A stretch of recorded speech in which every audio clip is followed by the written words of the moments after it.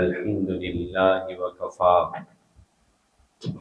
والصلاة والسلام على عباده الذين اصطفى أما بعد فقد قال الله تعالى في الكلام المجيد والفرقان الحميد والعصر إن الإنسان لفي خسر إلا الذين آمنوا وعملوا الصالحات وتواصوا بالحق وتواصوا بالصبر سبحان ربك رب العزة عما يصفون وسلام على المرسلين والحمد لله رب العالمين اللهم صل على سيدنا محمد وعلى آل سيدنا محمد وبارك وسلم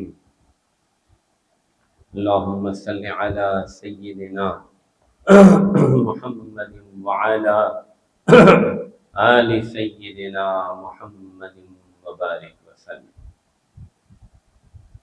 اللہ جل جلالہ نے زمانے کی قسم کھا کر فرمایا، قسم ہے زمانے کی، زمانے کے چال کی، اثر کے وقت کی، کہ بے شک انسان نقصان میں، انسان خسارے میں، انسان خسارہ اور نقصان اٹھا رہا ہے۔ چنانچہ مالک الملک، دو جہاں کے بادشاہ رب ذوالجلال نے جب یہ فرمایا تو اس سے بڑھ کر کوئی سچ نہیں کہ انسانوں کی ساری اکثریت، سارے انسان جو دنیا میں آئے ہیں، پہلے گزر چکے ہیں یا بعد میں آئیں گے، سب اس میں داخل اور خسارہ اور نقصان اٹھا رہے ہیں۔ خسارہ اور نقصان کسے کہتے ہیں؟ نقصان عام طور پہ انسان جو نقصان کا اور خسارہ کا معنی سمجھتا ہے وہ یہ ہے کہ آدمی کہیں انویسٹمنٹ کرتا ہے، کوئی کاروبار کرتا ہے، کوئی دکان بناتا ہے، کوئی بزنس بناتا ہے اور اس میں چیزیں لاتا ہے اور سیل کے لیے انتظامات کرتا ہے، لیکن جتنی اس کی انویسٹمنٹ ہوتی ہے، جتنی اس کے اندر محنت ہوتی ہے، اس میں مارکیٹنگ کی ہوتی ہے، سارا کچھ انتظام کرتا ہے، مگر اس کے باوجود اس کی چیزیں سیل نہیں ہوتی، اس کو منافع نہیں ہوتا۔ تو منافع نہ ہو تو پھر بھی کہتا ہے چلو منافع نہیں ہو رہا، لیکن جتنا انویسٹمنٹ کی، جتنے پیسے لگائے، اس میں نقصان ہوتا ہے، اصل جو سرمایہ ہے وہ گھٹنا شروع ہو جاتا ہے اور آہستہ آہستہ اس کی رقم ڈوبنی شروع ہو جاتی ہے۔ تو اس کو ہم سارے عام فہم، سارے انسان اسی کو نقصان سمجھتے ہیں، اس کو سمجھتے ہیں کہ نقصان ہو گیا، میں نے 2 لاکھ روپے لگایا، میں نے 10 لاکھ روپے لگایا اور نقصان ہو گیا، کچھ بھی ہاتھ نہ آیا، سارا پیسہ ڈوب گیا، سارا پیسہ ڈوب گیا۔ مجھے یاد ہے آج سے کہ کوئی 5 سال پہلے کی بات ہے، میں نے کچھ پیسے جوڑ رکھے تھے، حج پہ جانے کا ارادہ تھا۔ کسی نے مجھے کہا کہ یہ صاحب ہیں، ان کے پاس آپ کچھ پیسے انویسٹ کر دیں، تو یہ آپ کے پیسے تھوڑے ہیں تو انشاءاللہ ابھی 8-9 مہینے ہیں تو آپ کے پورے پیسے ہو جائیں گے۔ میں نے کہا اچھا چل، بڑی اچھی بات، ان کو بلا لو۔ تو ان کو ملاقات کے لیے بلایا، ان سے بات کی تو انہوں نے کہا کہ جی کتنے پیسے آپ کو حج پہ چاہیے؟ اس وقت 10-11 لاکھ اتنے پیسے لگے۔ کہاں بس انشاءاللہ جتنے پیسے آپ کے پاس ہیں آپ لگا دیجئے، پیسے پورے ہوں گے بلکہ زیادہ ہی ہو جائیں گے۔ تو یہ کیا ہوتا ہے، کوئی کاروبار کرنے سے پہلے انسان کو امید دلائی جاتی ہے، جہاں وہ پیسے لگا رہا ہوتا ہے کہتا ہے بس جی دنوں کی کھیل ہے، ایسے جناب آپ جو ہے ہونڈا سٹی میں جا رہے ہوں گے، ایسے سبز باغ دکھاتے اور آپ کی جناب اپنی جو ہے مکان خرید لیں گے آپ اور یہ ہو جائے گا اور وہ ہو جائے گا. تو خیر چونکہ شریعت کا حکم ہے کہ جو بھی معاملہ کرو کاروبار کرو تو اس کو باقاعدہ ایک معاہدے کے تحت کرو. تو چونکہ میں اس میں مزاربت کرنے والا تھا اور میں نے صرف انویسٹمنٹ کرنی تھی اور میرا کام میں کوئی شرکت نہیں تھی تو یہ مزاربت کہلاتا. تو میں نے ان کو کہا کہ ٹھیک ہے مزاربت کا کانٹریکٹ لکھ لیتے ہیں. تو انہوں نے کہا اچھا. میں نے کہا ہاں لوگ تو اس کو جانتے نہیں بالکل. آپ کو پاکستان میں آپ کو پتہ ہے ہزاروں لوگ لوٹ بھی رہے ہیں پھر بھی کبھی شریعت کا کوئی پاس نہیں کیا. تو خیر وہ مزاربت کے جتنے اصول تھے کچھ دارالفتاء سے بھی لکھوائے کچھ ساتھیوں سے کچھ خود بھی تحقیق کی جو کتابوں میں پڑھتے استادوں سے پڑھے تھے وہ سارے لکھ کے ایک پورا معاہدہ مزاربت تیار کیا. ٹھیک ہے سمجھ رہے ہیں. اس میں پہلے لکھا کہ یہ معاہدہ مزاربت ہے اس میں رب المال محمد عاطف اور مزارب فلاں مثلا زید ہے اور یہ فریق اول فریق ثانی. پھر خیال آیا کہ اردو میں جو ٹائپ کر رہا تھا تو مزاربت کی عمومی شرائط بھی میں نے کہا شاید کل کو کوئی اور ہی لینے والا بن جائے. مزاربت کی عمومی شرائط بھی ساری فقہ کی کتابوں سے 10-12 شرطیں جو ہیں وہ پہلے لکھ دی اور پھر اگلے صفحے پہ لکھا کہ یہ مزاربت مقیدہ ہے اور یہ اس کام کے لیے استعمال ہوگا. یہ مال اور مزاربت کی مدت 6 ماہ جو ہے وہ طے کی گئی ہے اور 6 ماہ والا حساب کیا جائے گا اور جو منافع حقیقی ہوگا وہ 20 اور 40 اور 60 چھرے بھی لکھی گئی سے تقسیم ہوگا اور جو نقصان ہوگا وہ سارا رب المال کا ہوگا. نیچے فریق اول دستخط فریق ثانی گواہ شد سب بنا دیا پیسے دے دیے. اگلے مہینے ان کو فون کیا کہا معاف کیجیے گا پیسے ڈوب گئے. اللہ اکبر. کہتے پیسے ڈوب گئے. میں نے کہا کیا مطلب؟ کہتے بس جس کام میں لگائے تو وہ چلے نہیں ڈوب گئے پیسے. میں نے انا للہ و انا الیہ راجعون پڑھ لیا. جو ایک اسباب کے درجے میں نا اسباب پہ بھروسہ کرتے ہیں نا اللہ ایسے توڑتے ہیں. تو میں سوچا تھا کہ چلو اسباب اور جمع کر لوں گا حج پہ جانے کے لیے. تو بہرحال تو وہ پیسے ڈوب گئے. تو اس کے بعد انہوں نے کچھ عرصے بعد 2-3 دن تو رابطہ ہی نہیں کیا. میں کوشش کرتا رہا کوئی کام چل جائے. جو انہوں نے پتہ نہیں سافٹ ویئر میں یہ پیسے لگائے تھے پتہ نہیں ویب سائٹ پہ سافٹ ویئر میں وہ ڈوب گئے. سارے نے کہا نہیں جی وہ نہیں چل سکتے. تو 4-5 مہینے بعد جب حج قریب آ گیا تو دوبارہ ان سے ملاقات ہوئی شاید. تو کہنے لگے کہ میں بہت معذرت خواہ ہوں میں بہت شرمندہ ہوں آپ سے. میں نے کہا کیوں کس لیے شرمندہ ہوں؟ کہتا بھائی آپ کے پیسے ڈوب گئے ہیں. تو میں نے کہا میں تو معاہدے میں لکھا تھا ڈوب گیا تو سارا نقصان میرا. شرمندہ ہونے کی کیا ضرورت ہے؟ ہو گیا میرا نقصان. وہ کہیں یہ آپ کیا باتیں کر رہے ہیں؟ میں نے تو جن سے اور پیسے لیے وہ تو میری جان کو آئے ہوئے ہیں وہ تو میرے خلاف رپٹے کرا رہے ہیں وہ تو مجھے دھمکیاں دے رہے ہیں. میں نے کہا نہیں بھائی میں نے تو معاہدے میں لکھ دیا تھا کیونکہ جو نقصان ہوگا وہ انویسٹر کا نقصان ہوگا. میرے کہا میرا نقصان ہو گیا. میں تو انا للہ و انا الیہ راجعون پڑھ لیا اللہم اجرنی فی مصیبتی واخلفنی خیرا منہا. تو انہوں نے کہا کہ یہ بہت عجیب معاملہ آپ کر رہے ہیں میرے ساتھ. میں تو اس کا تصور بھی نہیں کر سکتا تھا کس طرح بھی ہو سکتا تھا. میں نے کہا اس بات کو چھوڑتے ہیں آگے چلتے ہیں. تو ہوا کیا کہ جو انویسٹمنٹ کی تھی سب ڈوب گئی. منافع آنے تو دور کی بات راس المال بھی گیا.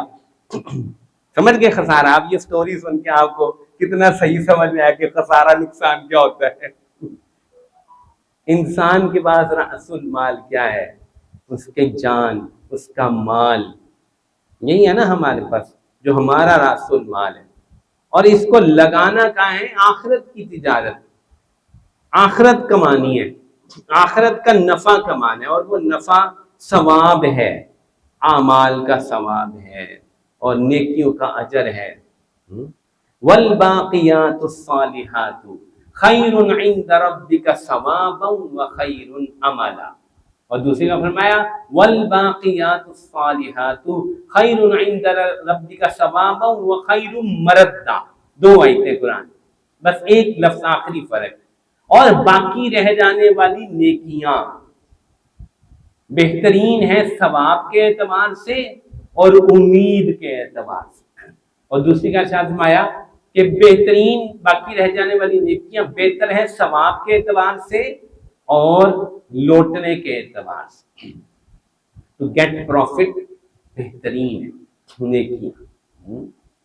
ہاں ان الذين يتلون كتاب الله واقاموا الصلاة وانفقوا مما رزقناهم، یہ سورۃ فاتر کی جو آیت ہے، سرا وعلانیۃ یرجون تجارتا لن تبور، فرمایا جن لوگ جو اللہ تعالیٰ کی کتاب کی آیات کی تلاوت کرتے ہیں، نماز کو قائم کرتے ہیں اور مال کو خفیہ اور علانیہ خرچ کرتے ہیں، وہ ایسی تجارت کی امید رکھتے ہیں لن تبور، جس میں لاس نہیں، خسارہ نہیں، تبور میں نہیں ہلاکت، انویسٹمنٹ پوری ڈوب جانا، یہ میرے ساتھ ہوا ہے، جس میں انویسٹمنٹ ڈوب جانے کا کوئی اندیشہ نہیں، لن تبور، ہرگز انویسٹمنٹ نہیں ڈوبے گی، کچھ بھی نہیں ہوگا۔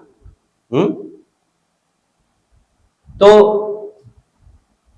اب مسئلہ کیا ہے، خسارہ کیا ہے کہ جو ہماری انویسٹمنٹ ہے، جو ہمارے پاس سرمایہ ہے وقت کی شکل میں، عمر کی شکل میں، صلاحیت کی شکل میں، وہ چونکہ ہم صحیح انویسٹ ہی نہیں کر پا رہے، تو اس لیے پروفٹ ہو ہی نہیں رہا۔ جو تجارت کرنی تھی، تلاوت کتاب اور اقامت صلاۃ اور انفاق فی سبیل اللہ، جس میں کوئی خسارہ نہیں تھا، وہ ہم کر ہی نہیں پا رہے۔ تو انسانوں کی اکثریت تو ویسے ہی کافر ہے، ویسے ہی اللہ کو اور آخرت کو نہیں مانتی، تو ان کی تو بالکل ہی سب خسارہ ہے۔ اور ایمان والوں میں بہت سارے ایسے ہیں جو صحیح جگہ انویسٹمنٹ نہیں کر پا رہے اور خسارہ اٹھا رہے ہیں۔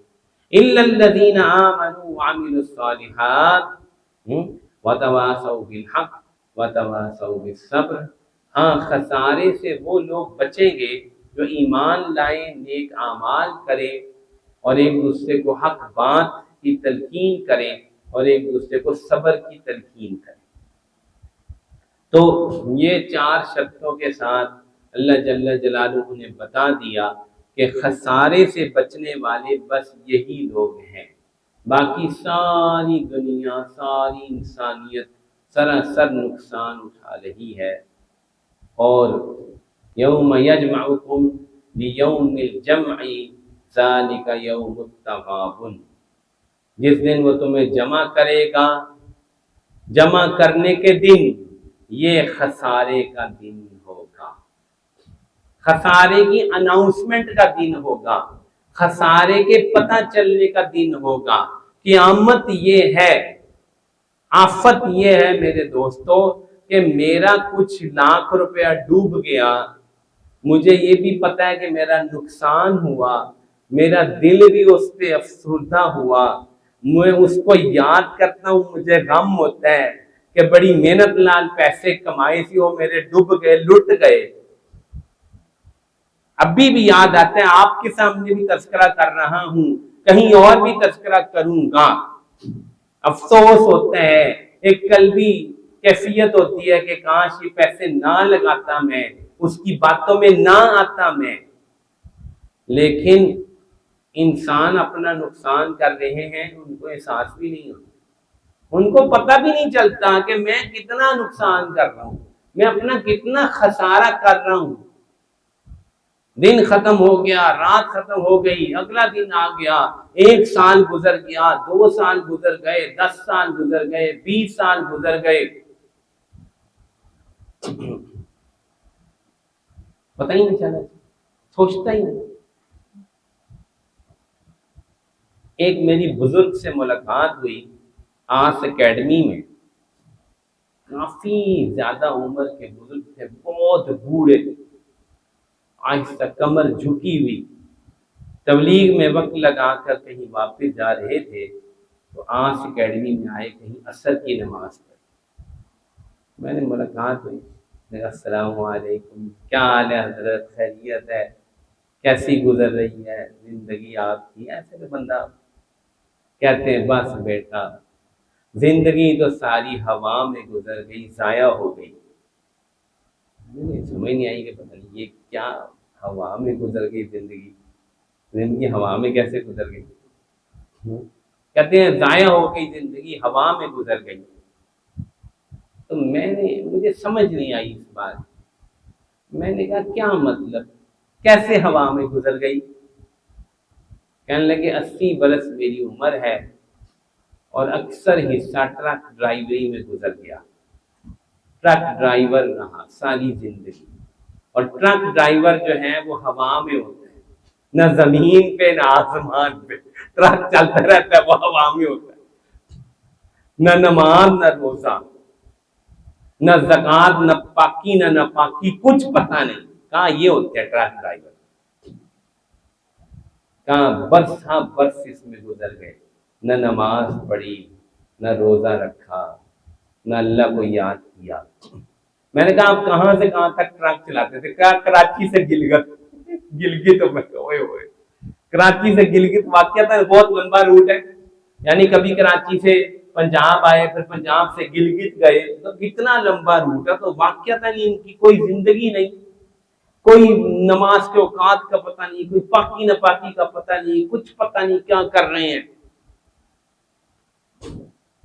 تو کہاں کہ بھائی زندگی ہوا میں گزر گئی، ضائع ہو گئی۔ میں نے کہا بزرگوں کوئی نہیں، خیر ہے، شکر کرو، ابھی تو سمجھ آ گئی نا، ابھی تیری زندگی تو تھی، جان تو ابھی نہیں نکلی تھی نا، آنکھ تو بند نہیں ہوئی تھی نا، تبلیغ والے کس طرح کھینچ کے لے گئے، چلو توبہ تو کر لی۔ میں نے کہا نمازیں بھی قضا ہو جائیں گی، زور لگا لے، بچت ہو گئی، شکر کرو۔ لیکن وہ ایک مایوسی تاری ہوتی ہے نا کہ 80 برس میری عمر ہے، ساری زندگی پیچھے ضائع ہو گئی، تو وہ ان کی ایک کیفیت تھی، میں نے بڑے عجیب انداز میں انہوں نے کہا۔ تو واقعتاً میرے دوستوں انسان خسارہ کر بھی رہا ہے، اپنا نقصان کر بھی رہا ہے، اور اس کو احساس بھی نہیں ہوتا، اور اگر اللہ کی طرف سے ہدایت مقدر نہ ہو تو اسی غفلت کے عالم میں وہ مر جائے، اللہ کے سامنے پہنچ جائے، اللہ کے سامنے پہنچ۔ اور دوسری چیز جس سے میں بہت زیادہ طبیعت پہ اثر ہوتا ہے وہ یہ ہے کہ یہ وہ وقت آیا ہے، آپ سب محسوس کر رہے ہیں، جب سے حالات بگڑنے شروع ہوئے ہیں، نہ وقت میں برکت ہے، نہ مال میں برکت ہے، نہ پٹرول میں برکت ہے، نہ بجلی میں برکت ہے، نہ تنخواہ میں برکت ہے، نہ آٹے میں برکت ہے۔ اتنی بے برکتی ان 2-3 سالوں میں ہوئی ہے۔ ہم تو کرونا کو روتے تھے کہ کرونا کے بعد حالات بدل گئے، لیکن ابھی جو یہ جھٹکا لگا ہے، عجیب کوئی عالم ہے بے برکتی کا، جان نکلتی جا رہی ہے، لوگوں کی ایمانی کیفیات ایسے تباہ ہو رہی ہے، زندگی اتنی زیادہ ہما ہمی کا شکار ہو چکی ہے، اتنی ڈپریشن بڑھ چکی ہے کہ لوگ واقعتاً ان کو سمجھ نہیں آ رہی کہ ہم زندگی گزار کیسے رہے۔ صبح ہوتی ہے پاگلوں کی طرح دوڑ لگانا شروع کرتے ہیں، اور شام ہوتی ہے اور ایک ٹینشن لے کے یہ کام بھی رہ گیا اور یہ کام بھی نہ ہو سکا اور یہ کام بھی نہ ہو سکا، بستر پہ چلا جاتا ہے، اسے پتا صبح پھر میں دوڑنا نہیں۔ اور یہ اتنی تیزی سے یہ فتنے برس رہے ہیں اور ایمان لٹ رہا ہے اور اعمال کی جان نکل رہی ہے، روحانیت کی جان نکل رہی ہے کہ ہم تصور بھی نہیں کر سکتے۔ یہ وقت آیا ہے۔ تو ایسے فتنے کے زمانے میں جب اللہ کے نبی نے فرمایا کہ فتنے کے زمانے میں عبادت کرنا ایسے ہے کہ ہجرت الیہ، جیسے میری طرف ہجرت کرنا اتنا مشکل ہے، ہجرت بہت مشکل کام تھی میرے دوستوں، مکہ چھوڑنا بہت مشکل، جان کا خطرہ تھا، جان سے مار دیتے تھے، مکان بھی گیا، زمین بھی گئی، سامان بھی گیا، چھپ چھپا کے جان بچا کے ایک کپڑا جو تن پہ تھا اس سے نکلنا ہوتا تھا، بس چھپ چھپ کے پہاڑوں میں بھوکے فاقے برداشت کر کے، اور پھر اس کے بعد کتنا لمبا سفر کر کے وہ مدینے پہنچتے تھے۔ تو فرمایا کہ فتنے میں عبادت ایسی مشکل ہو جائے گی جیسے ہجرت مشکل تھی۔ یہ وہ وقت آ رہا ہے کہ ہمارے لیے جو خسارہ ہے، خسارہ یہی تھا نا کہ اپنے مال اپنے وقت کو عبادت میں اور اللہ کی اطاعت میں استعمال نہ کر سکنا، تو خسارہ بڑھنے کا بہت اندیشہ ہے کہ وہ عبادت وہ اطاعت اور مشکل ہو جائے گی، اور مشکل ہو جائے گی، ہوتی چلی جا رہی ہے، گریجولی چیزیں خراب ہو رہی ہیں، ہمیں سمجھ نہیں آ رہی۔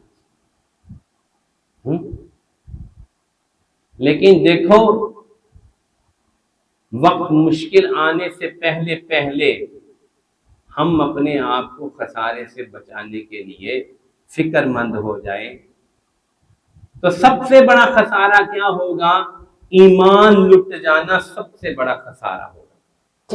فتنے کے زمانے میں سب سے بڑا خسارہ ایمان لٹ جانا ہوگا، ایمان ضائع ہو جائے گا۔ تو ایسے عجیب عجیب محیر العقول واقعات ہوں گے کہ بندہ ان کو دیکھ کر ایمان ضائع کر بیٹھے گا۔ آپ سوچ رہے ہوں گے کہ یار ہم تو ایمان میں بڑے پکے ہیں، ہم تو ایمان میں بہت پکے ہیں، کوئی ایسی عجیب بات ہوگی کہ بندہ ایمان ضائع کر بیٹھے۔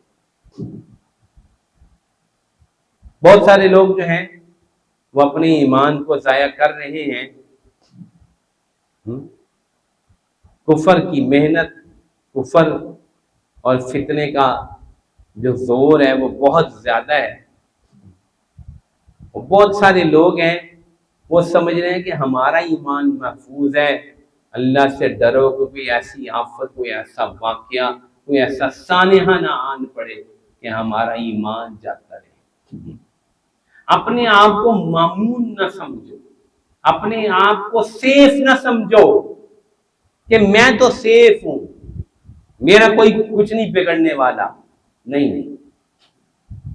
سب سے بڑا خسارہ ایمان کا لٹ جانا ہے، اور ایمان کا چلے جانا اور کفر کا ہو جانا بعض اوقات بہت لطیف شیطان کے واروں سے ہو جاتا ہے، انسان کو پتہ ہی نہیں چلتا۔ ہاں، مشہور واقعہ ہے، امام احمد بن حنبل رحمہ اللہ، آخری وقت ہے، غشی طاری ہے، اور بار بار کہتے ہیں ابھی نہیں، ابھی نہیں۔ بیٹے نے کہا یہ کیا؟ کہا شیطان ہے، وہ کہہ رہا ہے کہ احمد تو مجھ سے بچ کے نکل گیا۔ کہا نہیں، ابھی نہیں، ابھی نہیں، ابھی سانس باقی ہے، ابھی سانس باقی ہے۔ ایمان پر سانس نکل گیا، جان نکل گئی، تب پھر معمول ہو جاؤں گا، ورنہ خطرہ باقی ہے، ورنہ خطرہ باقی ہے۔ اور دوسرا بھائی، عبادت ضائع نہ ہو جائے، نماز ہماری ضائع نہ ہو جائے، ذکر اور تلاوت ہماری ضائع نہ ہو۔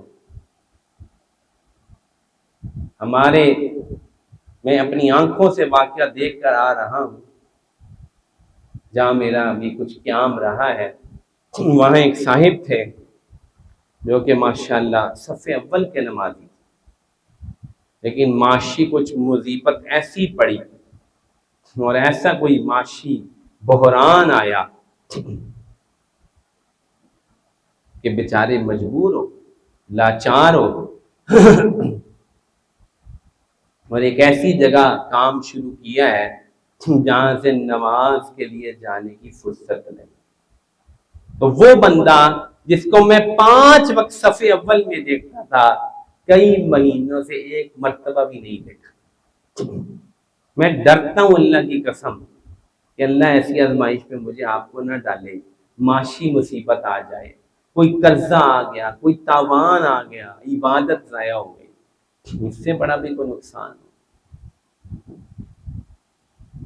ایک اور مولوی صاحب کی بات سناتا ہوں، بڑے ہی قابل مدرس، بڑے قابل، ماشاءاللہ، بہت طلبہ کو انہوں نے تیار کیا، بڑی مہارت اللہ نے فن میں دی۔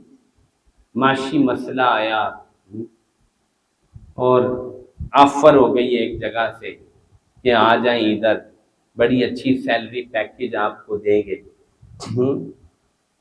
اور اچک لیے گئے اور وہ تدریس چھوٹ گئی ساری، اور ایک جو یہ جو نیٹ والی کمپنی ہے، یہ پتہ نہیں اس میں چلے گئے۔ تدریس بہت بڑی ہے، قرآن پڑھانا، حدیث پڑھانا، تفسیر پڑھانا، ٹھیک ہے۔ کیا ہوا؟ اللہ کی طرف سے ایک آزمائش کا گیڑا آیا، امتحان آیا۔ یہ جتنے بڑے کافی سارے لوگ بیٹھے ہیں تدریس کر رہے ہیں، بعض امام ہیں یہاں پہ، بعض مؤذن ہیں، بعض وقت لگا رہے ہیں۔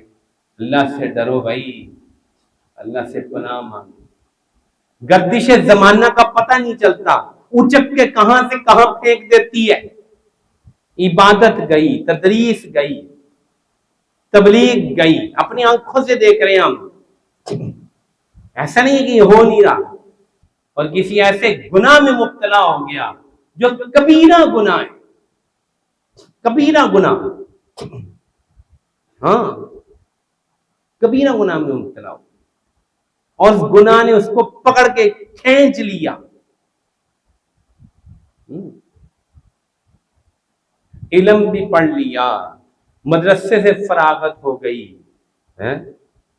ٹھیک ہے، سمجھ رہے ہو بات کو، عالم بن گیا، بڑا پکا عالم بن گیا، بتاتے ہوئے ڈر لگتا ہے، بدکاری میں مبتلا ہو گیا، اور ایسا پھنسا کہ نکلا ہی نہیں جاتا۔ شیطان نے ایسا گیڑا ڈالا کہ مولوی صاحب اپنے نفس کے ہاتھوں بے بس ہو۔ کتنا بڑا خسارہ ہو، کتنا بڑا خسارہ۔ علم اور تدریس اور جو ہے وہ اتنا رسوخ، اور پھنس گئے کبیرہ گناہ میں، پھنس گئے، نقصان، خسارہ ہو۔ تو انسان خسارے میں ہے، اور یہ فتنے کا جو زمانہ ہے، یہ واقعتاً اس کو فتنہ کہتے اس لیے ہیں، ایمان، عبادت،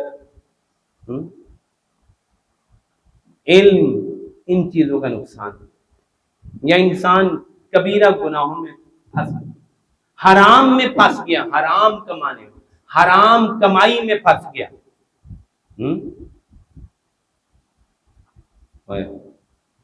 اچھا خاصا نیک نمازی دیندار آدمی، روکھی سوکھی چل رہی تھی، ایک دفعہ شیطان نے ایسا حرام کا آپشن دکھایا، میں نے کہا چلو ایک دفعہ چکھ لیتے ہیں، پھر توبہ کر لیں گے، ہاں اس دفعہ یہ کچھ گڑبڑ کر کے میں اپنا یہ قرضہ شرضہ اتار لیتا ہوں، پھر توبہ کر لوں گا۔ اوئے ہوئے، بس وہ ایک دفعہ جو، ایک صاحب مجھے ملے، کہا میں آپ کو کیا بتاؤں، وقف کے پیسوں پہ میں نے ایک دفعہ جو ہے کچھ تھوڑا سا اپنی جو ہے وہ کمزوری کی وجہ سے اور قرضے کی وجہ سے تھوڑے پیسے لے لیے، کہا پھر عادت ہی پڑ گئی۔ میں کہا مولوی کتنے پیسے تو لے لینے ہوں تک 10، کہنا مفتی صاحب 14 لاکھ روپیے میں کٹ چکے ہیں۔ اوئے ہوئے ہوئے، 14 لاکھ روپیے! اچھا ارادہ ابھی بھی اس کا ہے کہ میں واپس کرنے ہیں، اور کس طرح کرنے، مسئلہ تو سارا ہے، تو جو بندہ تھوڑے تھوڑے اور نکال رہا ہے، چسکا پڑ گیا، وہ پچھلے کہاں اترے، وہ تو آگے چڑھ ہے۔ نمازی نیک لوگ ہیں، ایسا شیطان نے گیڑا دیا، حرام میں پھنسا دیا، بہت بڑا نقصان ہو گیا، بہت بڑا۔ इबादतें तबाह हो गई, जाया हो गई। ये तुम समझो, मैं तुम्हें नहीं सुना रहा, अपने आप को सुना रहा हूं। तुम ये ना समझो तो मौलवी हमें तकरीर कर रहा है, नहीं नहीं, सबसे ज्यादा मैं खतरे में हूं, समझ लेना। सईद इब्नुल मुसय्यब रहमहुल्लाह 80 बरस उनकी उम्र थी, एक आंख जाया हो चुकी थी। वो फरमाया करते थे कि अल्लाह की कसम, मैं अपने नफ्स को औरत से अभी भी मामूल नहीं समझता कि किसी औरत के फिक्र में हो। यार सैयदुत ताबईन अबू हुरैरा रज़ी अल्लाह का दामाद, हदीसों की रिवायात कसरत से, और 50 बरस तक भी वो फौत नहीं हुई। समझ रहे हो उनका मकाम, समझ रहे हो? और अपने आप को कितना खतरे में समझते हैं यार। वो तो करने उल्ला के लोग थे भाई, वो तो जमाना ही खैर व बरकत का था। ये तो इंतहाई फितने का वक्त है, जिसमें हम फितने के दहाने पे खड़े, चारों तरफ खाइयां हैं, बड़ी बड़ी खाइयां हैं चारों तरफ, ऐसी खाइयां बंदा गया गिरा चल गया, सब हड्डियां पसलियां टूट गई। ये वक्त आ चुका है भाई। जब हम ये बातें कुछ अरसा पहले किया करते थे, हमें खुद इतनी समझ नहीं आती थी। एक यकीन है, हदीसों की बुनियाद पे बातें करते हैं, लेकिन आंखें जब देखती चली जाती हैं तो उठ, अल्लाह, क्या क्या हालात पेश आ, क्या क्या वाकयात पेश आ रहे।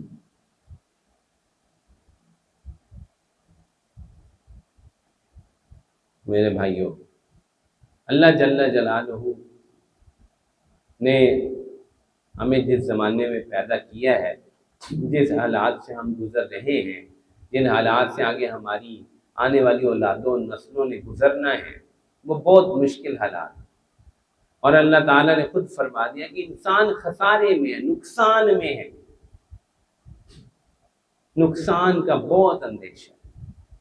तो इसलिए बहुत ज़्यादा ज़रूरी है कि इंसान अपने आप को ख़तरे में समझे, मामून न समझे। ये न समझे कि मैं सेफ हूँ, मैं बचा हूँ, पहली बात। दूसरी बात, अल्लाह जल्ल जलालहू के दर से ऐसे लिपटे, कभी भी इसको ना छोड़े, कभी भी ना छोड़े। और आजी और इंकसारी और गिड़गिड़ाना, तजर्रो खुफिया,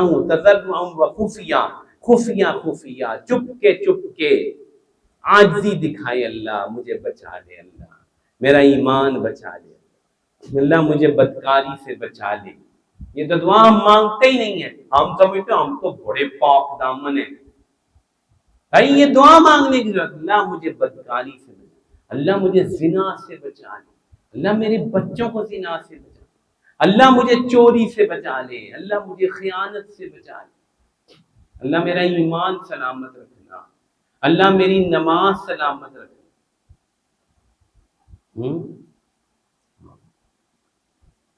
ये जो नेकियों की तौफीकात है ना, जो नेकियां मसानी से करते चले जा रहे हैं, अल्लाह की कसम ये महाज तौफीक इलाही, महाज तौफीक इलाही।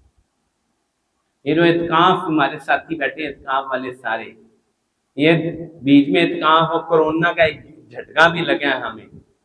कसम से मुझे इस दफा में मैं जब जा रहा था ना, मैं सफर पे था, इस दफा तंजानिया में था जब रमजान शुरू हुआ, मुझे बार बार अंदेशा होता था कि यार कहीं इत्काफ रह ना जाए, कोई हालात ना बन जाए। मैं कहता था यार ये इतना आसान नहीं है उठ के 10 दिन के लिए घर से आ जाना, कसम से इसके पीछे बहुत जबरदस्त तौफीक इलाही है, वरना कौन निकल सकता है यार।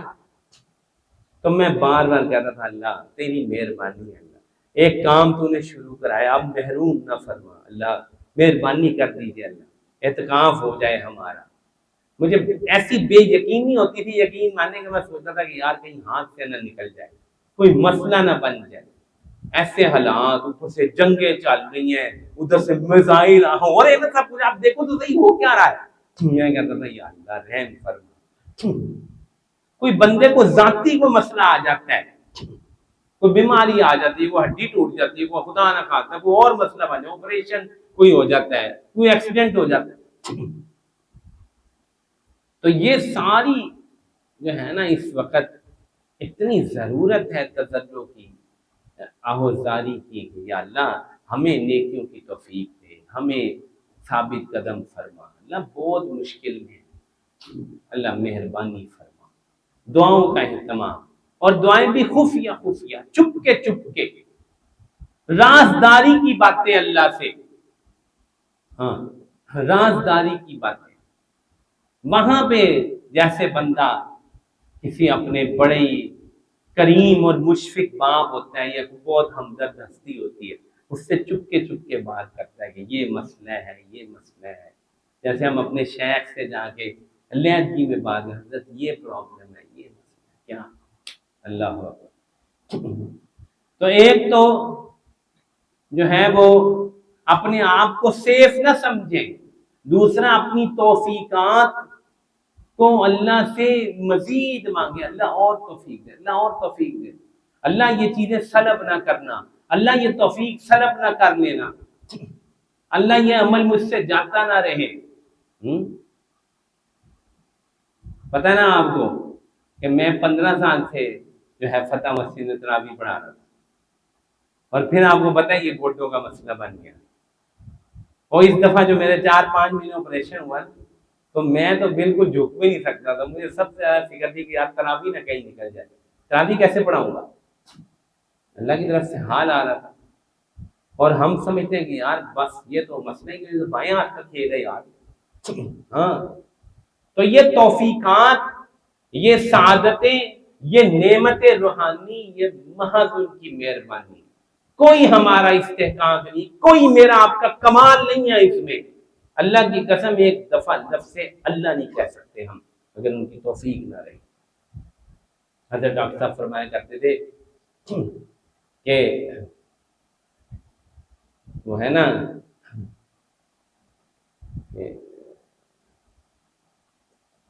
ان قارون کان من قوم موسیٰ فبغى عليهم وآتيناه من الكنوز ما إن مفاتيحه لتنوء بالعصبة إذ قال له وابتغ فيما آتاك الله الدار ولا تنس نصيبك من الدنيا واحسن كما أحسن الله ولا تبغ الإحسان إلا الله۔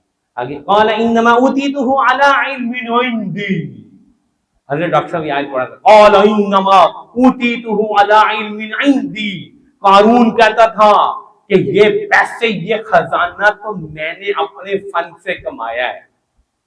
حضرت آگے فرمایا کیا کیا کرنے آتے تھے مجلس میں، ڈیفینس میں آتے تھے، کئی دفعہ فرمایا کہاں یہ قانونی نعرے ہیں سارے کہ میں سیلف میڈ آدمی ہوں۔ انوار یاد آ رہی ہے بات، میں سیلف میڈ آدمی ہوں۔ حضرت فرماتے تھے اللہ کی قسم کوئی 1 روپیہ بھی نہیں کما سکتا اللہ کی توفیق کے بغیر، اور پھر فرماتے تھے اللہ کی قسم کوئی 1 لقمہ یہاں سے اٹھا کے یہاں نہیں لے کے جا سکتا اللہ کی توفیق کے بغیر۔ اللہ کی سب مرضی، عنایت ہے، نعمت ہے، مہربانی ہے اللہ کی۔ تو جب دنیا میں یہ حال ہے تو نماز کوئی کہاں کوئی پڑھ سکتا ہے، تو اللہ کا ذکر کہاں کر سکتا ہے اللہ کی توفیق کے بغیر۔ تو اس لیے توفیقات کا طلب کرنا، رازداری میں چپ کے اللہ سے باتیں کرنا۔ نمبر 3، بار بار توبہ کرنا، بار بار توبہ کرنا، بار بار توبہ کرنا۔ کیا کرنا؟ بار بار توبہ کرنا، اللہ معاف فرما دیجیے، اللہ غلطی ہوگی، اللہ میں قصوروار ہوں، ربی انی ظلمت نفسی ظلما کثیرا فاغفر لی، اللہ میں قصوروار ہوں، اللہ مجھے معاف کر دے، اللہ میں قصوروار ہوں۔ یہ نہ سمجھو کہ میں بہت پارسا ہوں، اللہ میں قصوروار ہوں، اللہ بار بار توبہ، بار بار توبہ، اس کو ہم اپنا معمول بنائیں، میں بھی کروں آپ بھی کریں، توبہ کریں بار بار، ہر رات کو توبہ ہے، دن میں توبہ، کبھی رات کو آنکھ کھلے توبہ، ربی انی ظلمت نفسی لا الہ الا انت سبحانک انی کنت، کبھی بیٹھے ہو خالی تصور کریں کہ میں بہت قصوروار ہوں، پھر بڑی توجہ سے لا الہ الا انت سبحانک انی کنت من الظالمین پڑھ لیں، 10 مرتبہ، 20 مرتبہ، 30 مرتبہ، 40 مرتبہ، حضرت تو 40 مرتبہ فرماتے ہیں، 40 مرتبہ۔ تو بار بار توبہ، بار بار توبہ، بار بار توبہ۔ اور چوتھا عمل بھی بہت اہم ہے، چھوٹی چھوٹی نیکیاں کرنا، کسی نیکی کو حقیر نہیں سمجھنا، کسی نیکی کو حقیر نہیں سمجھنا۔ جو آدمی مومن ہوتا ہے نا، مومن جو نیکیوں کا حریص ہوتا ہے، وہ پتہ کیا کرتا ہے؟ وہ ایسے چن چن کے نیکیوں کے موقع ڈھونڈتا ہے کہ یار کوئی نیکی مل جائے، کوئی دعا مل جائے، کسی کی کوئی نیکی کر دو۔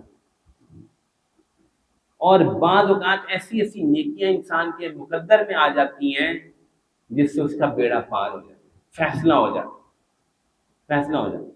ہاں، یقین مانے اپنی بعض اوقات اپنے عمل سے بندہ وہاں نہیں پہنچ پا رہا ہوتا جہاں کسی آزمائش کے ذریعے سے اللہ تعالیٰ پہنچا دیتے ہیں یا کسی دوسرے کی دعا سے پہنچا دیتے ہیں۔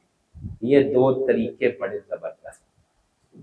تو نیکی کرنے کا موقع نہ جانے دیا کرو، کسی بھی نیکی کے موقع کو کم نہ سمجھیے۔ ہاں، کسی کو راستہ بتا دینا بھی بڑی نیکی ہے، کسی سے مسکرا کے بات کر لینا بھی بڑی نیکی، کسی کو پانی پلا دینا بھی بڑی نیکی ہے۔ پتہ کیوں؟ مسلم میں روایت ہے، ہوئے ہوئے ہوئے یار کیا عجیب روایت ہے، اہل جنت میں سے ایک آدمی جو ہے جہنمیوں میں جا نکلے گا، ایک بندہ اسے کہے گا اے فلانے تجھے یاد ہی میں تجھے پانی پلایا، اوئے ہوئے، وہ کہے گا اللہ سے مجھے پانی پلایا تھا، اللہ کہے گا جا لے جا۔ اللہ اکبر، ایک پانی پلانے پہ وہ لے گیا اس کو۔ پانی پلانے کو معمولی بات تھوڑی ہے یار، کھانا کھلانا کوئی معمولی بات تھوڑی ہے۔ لگتا ہے نا یہ تو کوئی کام نہیں، نہیں یہ بھی کام ہے یار، یہ بھی کام ہے۔ تو بار بار توبہ کریں، ہر وقت نیکی کی کوشش میں رہیں، نیکی کریں، زبان سے نیکی کریں، ذکر کریں، تلاوت کریں، خیر کی بات کریں۔ فَبِكَلِمَةٍ طَيِّبَةٍ، ایک چھوٹا سا اچھا نیکی کا کلمہ یہ آپ کی نجات کے لیے کافی ہو سکتا ہے، کافی ہو سکتا ہے، یہ اگلے بندے کو بہت دور تک پہنچا سکتا ہے، یاد رکھنا۔ تو اس کا اہتمام کریں ہم۔ فتنے کا وقت ہے، نیکیاں بڑی بڑی بعض اوقات مشکل ہو جاتی ہیں، چھوٹی چھوٹی نیکیاں بندہ کرتا چلا جائے، درود شریف پڑھتا جائے، ذکر کرتا جائے، راستہ دے دو کسی کو گاڑی پہ، ضد نہ کرو، یہ بھی ایک کام ہے، اخلاق۔ لوگ کو گاڑی پہ راستہ بھی نہیں دیتے، کوئی ہارن بجاتا تو ہم کہتے ہیں لعنت ہے تیری شکل پہ، یار کچھ بھی نہیں ہوتا، تھوڑا صبر کر لیا کرو، گالی نہ دیا کرو۔ ہمیں بہت دیکھا ہے، اس نے پیچھے سے ہارن دے دیا، اپنے ہمارے نوجوان جو فوراً گالی دیتے ہیں۔ یہ کیا ہے یار؟ یہ گالی دینا چھوٹی سی برائی نہیں، یہ بہت بڑی مصیبت ہے، گالی دینا، لعنت کرنا کسی مسلمان پہ۔ ہاں، کیا ضرورت ہے کسی مسلمان پہ لعنت کرنا؟ ٹھیک ہے، ہاں، یہ ریسٹورینٹ وغیرہ پہ ہم جاتے ہیں نا کھانا کھاتے ہیں، ٹھیک ہے، غربت تو ویسے ہی بڑی ہے، بہت سارے لوگ جو ہیں وہ کھانا ویسے ہی بچہ چھوڑ دیتے ہیں، پوری پلیٹ ہی چھوڑ دی، ٹھیک ہے، وہ سمجھتے ہیں ہم امیر آدمی، ہمیں فرق ہی کوئی نہیں پڑتا۔ بعض لوگوں کو میں نے دیکھا ہے، وہ ایک چھوٹا آدھا روٹی کا ٹکڑا اور 2 لقمے بھی بچ جائے نا، وہ کہتے ہیں پیک کر کے لیا، پیک کر کے لیا۔ اسی سوچنے ہیں پتہ نہیں ہے بھوٹے غریب نے یار اتنی چھوٹی جی ادھی روٹی تھی کہ پیک نہیں بھائی، وہ کہتا ہے چلو 2 لقمے کسی کے منہ میں پڑ جائیں، راستے میں کسی کو دے دیں گے، راستے میں دے دیں گے کسی کو۔ ہاں، تو دیکھو اس وقت ہے نیکیاں کرنا مشکل، لیکن جو بندہ نیکیوں کا حریص ہے اللہ جل جلالہ اس کو موقع دیتے ہیں، وہ اس کو طرح طرح کی نیکیاں سجا دیتے ہیں۔ اور وَمَن يَقْتَرِفْ حَسَنَةً نَزِدْ لَهُ فِيهَا حُسْنًا، سورت کون سی ہے؟ شورا۔ اللہ نے فرمایا جو نیکی کماتا ہے، خوبی کماتا ہے، ہم اس کو خوبی میں زیادہ کرتے ہیں۔ ہاں، یہ اللہ کی سنت ہے، یہ اللہ کی سنت ہے۔ جو ایک نیکی شروع کرتا ہے اللہ اس میں بڑھاتے ہیں، توفیق دیتے ہیں، آگے چلاتے ہیں اس کو۔ یہ عجیب میرے اللہ کی سنت ہے۔ اور پانچویں اور آخری بات آج کی مجلس کی، جو اس فتنے کے زمانے میں ہم سب کو جس کا اہتمام کرنا چاہیے، بہت زیادہ جس کا ہمیں فکر کرنی چاہیے، اور وہ یہ ہے کہ اب کیا وہ حضرت ابن سیرین رحمہ اللہ کا قول میں کل پڑھ رہا تھا، ان ھذا الامر دینکم انظروا، اردو ترجمہ کرتا ہوں، یہ دین ہے، دین، یہ کیا ہے؟ یہ دین ہے، دیکھ لو تم کس سے اپنا دین حاصل کر رہے ہو۔ ابن سیرین کا یہ اپنے مبارک کا قول کل یا پرسوں میں نے پڑھا، امن خذو دینکم، امن خذو دینکم آخری لفظ تھے، تم دیکھ تو لو کہ تم کس سے اپنا دین لے رہے ہو، ایسی ہر بندے سے اپنا دین لے رہے ہو؟ نہیں نہیں نہیں، اللہ کے نبی فرمائے فتنے کے زمانے میں بہت سارے گمراہی کے فتنے ہوں گے، اور ہر فتنے کے دروازے پہ ایک اس کا دائی ہوگا جو اس کی طرف پکارتا ہو، ٹھیک ہے؟ تو یہ آخری بات کر رہا ہوں، فتنے کے زمانے میں دعات الضلال، گمراہی کی طرف پکارنے والے بہت سارے لوگ ہوں گے، اس لیے اپنا دین بہت احتیاط سے لیں، بہت احتیاط۔ جس بندے سے ہم جڑ سکتے ہیں، جس پر ہمیں مکمل اعتماد ہے، اس سے ہم نے اپنا دین لیں، ہر ایرے غیرے کی بات نہیں لی، نہ ہر ایرے غیرے کو سننا ہے، بہت سارے لوگ سننے میں مبتلا ہیں، ٹھیک ہے، ٹھیک ہے۔ ایک بات آپ کو کہتا ہوں، بہت سارے لوگ جو ہیں وہ شہد بیچ رہے ہوتے ہیں، لیکن اس میں انہوں نے پیشاب ملایا ہوتا ہے، بات سمجھے ہو، دین کی بات کر رہے ہوتے ہیں لیکن اصل میں اس کے پیچھے جھوٹ مقصود ہوتا ہے۔ ابن عباس رضی اللہ عنہ مسلم شریف میں قول نقل کیا گیا ہے، کلمۃ حق نرید بہا الباطل، بات تو حق ہے لیکن اس سے جو چاہا جا رہا ہے وہ باطل ہے۔ یہ آج کے بہت سارے لوگوں کو جو دین وہ پیش کریں اس کی حقیقت ہے، تو اس لیے ہم نے خود بھی سمجھنا ہے، آگے بچوں کو بھی سمجھانا ہے کہ ہر بندے سے اپنی دین کی بات ہم نے نہیں لینی، دین کی بات بڑے باعتماد لوگوں سے جو ہے وہ دین کی بات لینی ہے۔ اللہ جل جلالہ فتنے کے زمانے میں جو خسارے کا عظیم ترین اندیشہ پیدا ہو چکا ہے، اس سب سے ہماری حفاظت فرمائے اور ہمیں اپنے مقبول بندوں میں شامل فرمائے، ہماری اولادوں کو بھی قبول فرما کر اپنے مقبول بندوں میں شامل فرمائے، اور ایمان پر ہم سب کو موت نصیب فرمائے۔ وآخر دعوانا الحمد للہ۔